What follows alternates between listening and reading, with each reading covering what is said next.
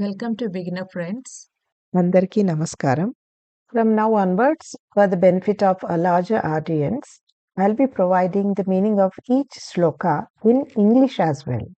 ఒక గమనిక, ఈ రోజు నుంచి భగవద్గీత శ్లోకాలకు ఇంగ్లీష్లో కూడా అనువాదం ఉంటుంది. ఓం నమో భగవతే వాసుదేవాయ. ఓం నమో భగవతే వాసుదేవాయ. భగవద్గీత పారాయణలో ఈరోజు 2వ అధ్యాయము సాంఖ్యయోగము. 42వ శ్లోకం.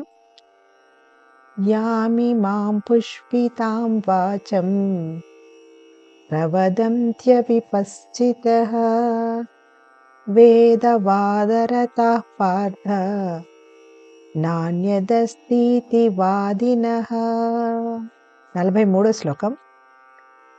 కామాత్మనః స్వర్గపరా జన్మ కర్మ ఫలప్రదాం క్రియా విశేష బహుళాం భోగైశ్వర్యగతిం ప్రతి. 44వ శ్లోకం. భోగైశ్వర్య ప్రసక్తానాం తయాపహృత చేతసాం వ్యవసాయాత్మికా బుద్ధి సమాధౌ న విధీయతే. ఈ 3 శ్లోకాలు కలిపి చదివి తాత్పర్యం అర్థం చేసుకోవాలి.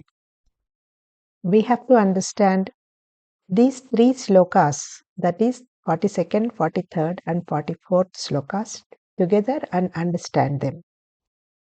Meaning of the slokas: people who are engrossed in Veda Purva Bhaga and follow the homas and other rituals prescribed therein for fulfillment of material desires are engrossed in worldly goals, which is their ultimate human goal. Bhagavan refers to such people as less intelligent. Such people speak flowery language which is always dominated by specific rituals for attainment of material bliss. Their speeches are so powerful that they draw others also into their fold easily. All such people never get a well ascertained understanding of the means and ends for attaining moksha. కృష్ణుడు ఏం చెప్తున్నాడంటే, ఓ అర్జున, వివేకం లేని మానవులు ప్రాపంచిక సుఖముల కోసం మాత్రమే పాకులాడుతుంటారు. అటువంటి వారు వేదములలో చెప్పబడిన విషయములను వాటిని పై అర్థములతో తీసుకుంటారు. ఎందుకంటే అవి కర్మలను, వాటి వలన వచ్చే ఫలముల గురించి చెబుతాయి. వేదములలో చెప్పబడిన విషయముల యొక్క అంతరార్థంలోకి పోరు. అటువంటి వారు యజ్ఞములు, యాగములు చేస్తే స్వర్గసుఖాలు లభిస్తాయని, స్వర్గసుఖములకు మించిన సుఖము లేదని అనుకుంటూ ఉంటారు. అవే కాకుండా ప్రాపంచిక సుఖములను, కోరికలను పొందటానికి అవసరమైన వ్రతాలు మొదలగు సకామ కర్మలను ఆచరిస్తారు.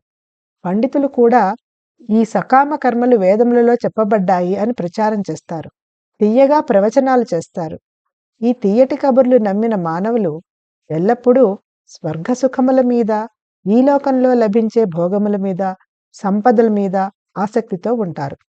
వారి బుద్ధులు పరమాత్మ యందు నిశ్చయంగా లగ్నం కావు. వారి బుద్ధి కూడా స్థిరంగా ఉండదు. ఈ శ్లోకంలో పుష్పితాం వాచం అంటే అందమైన పూల వంటి మాటలు. ఈ పూలు ఫలములుగా రూపొందవు. అలాగే ఈ మాటలు కూడా ఫలప్రదములు కావు. ఇటువంటి అందమైన తీయని మాటలను వేదములను సరిగ్గా లోతుగా అర్థం చేసుకొని వారు పలుకుతుంటారు. పై అర్థములను మాత్రమే చెబుతుంటారు. ఇటువంటి మాటలను అవిపశ్చిత అంటే అజ్ఞానులు, తెలివి లేని వారు నమ్ముతుంటారు. ఎందుకంటే వారికి కోరికలు ఎక్కువ. ఆ కోరికలు తీరడానికి కర్మలు చేస్తూ ఉంటారు. స్వర్గంలో లభించే సుఖముల కోసం వేదములలో చెప్పబడిన యజ్ఞయాగములు చేస్తుంటారు. అటువంటి వారు ఎంతటి పండితుడైనా, వేదముల అధ్యయనం చేసిన వాడైనా ఏదో ఒక కోరికతో కర్మలు చేసేవాడు అవివేకి కిందనే పరిగణింపబడతాడు. అటువంటి వారి గురించి ఈ శ్లోకాలు చెప్పాడు పరమాత్మ. వేదవాదరత అంటే వేదములలో చెప్పబడిన విషయముల గురించి కొంతమంది వాదోపవాదములు చేస్తుంటారు. ఈ యాగం చేస్తే స్వర్గంలో ఈ ఫలం కలుగుతుంది అని ప్రచారం చేస్తుంటారు. వేదములలో యజ్ఞయాగముల గురించే కాదు, నిరాకారుడు, అవ్యయుడు, సర్వాంతర్యామి అయిన పరమాత్మను తెలుసుకోవడానికి ఎన్నో మార్గాలు ఉన్నాయి. ఈ వేద పండితులు వాటి గురించి చెప్పరు. కేవలం సుఖాలను ఇచ్చే వాటి గురించే చెబుతుంటారు. వేదములలో ప్రధానంగా 3 భాగాలు ఉన్నాయి: కర్మకాండ, ఉపాసనకాండ, జ్ఞానకాండ. ఈ వేదముల గురించి వాదించే వాళ్ళు మొదటిది అయిన కర్మకాండల దగ్గరే ఆగిపోతారు. ఇటువంటి వారిని కామాత్మాన అంటే కోరికలే పరమావధిగా గలవారు అని అనవచ్చు. వీరికి తన భార్య, పిల్లలు, బంధువులు, తన ధనము, ఆస్తి, ఇల్లు, తన సుఖం, తన వారి సుఖం ఇవే వారికి కావాల్సింది. వారి మనసులలో ఎల్లప్పుడూ వీటి గురించి ఆలోచిస్తారు కానీ భగవంతుని గురించి, శాశ్వతమైన ఆనందం గురించి ఆలోచించరు.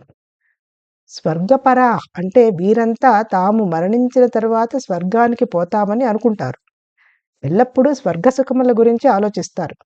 కానీ ఆధ్యాత్మిక పద్ధతిలో చూస్తే స్వర్గమునకు ఎటువంటి విలువ లేదు.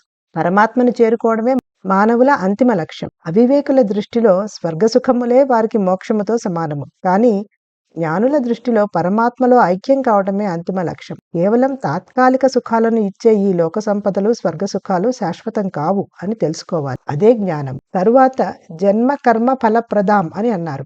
అంటే కోరికలతో కూడిన కర్మలు మోక్షమును ఇవ్వలేవు. పైగా బంధనములను కలుగజేస్తాయి. జనన మరణ చక్రంలో పడేస్తాయి. కాబట్టి కోరికలతో చేసే కర్మల కన్నా నిష్కామంగా చేసే కర్మలే ముఖ్యము. క్రియా విశేష బహుళాం భోగైశ్వర్య గతిం ప్రతి అంటే స్వర్గంలో లభించే భోగముల గురించి, ఈ లోకంలో లభించే ఐశ్వర్యముల గురించి ఎన్నో కర్మలు చేస్తుంటారు. కర్మకాండలు చేయడంలో తమ జీవితం అంతా వృధా చేసుకుంటారు. కానీ వారికి దక్కేది తాత్కాలిక సుఖమే కానీ శాశ్వత సుఖం కాదు. దయాపహృత చేతసాం అంటే వేద పండితులు తాము జ్ఞానులము అనుకునే వాళ్ళు చెప్పే ఈ తీయటి మాటలకు మానవుల మనస్సులు ఆకర్షింపబడుతున్నాయి, అటువైపు లాగబడుతున్నాయి. ఆ మాటలు విని సామాన్య జనులు మోసపోతున్నారు, కర్మకాండల వైపు మళ్ళుతున్నారు, శాశ్వత ఆనందం కోసం ప్రయత్నించడం లేదు. అటువంటి మాటలను వినవద్దు అని కృష్ణుడు హెచ్చరిస్తున్నాడు. ఓం నమో భగవతే వాసుదేవాయ.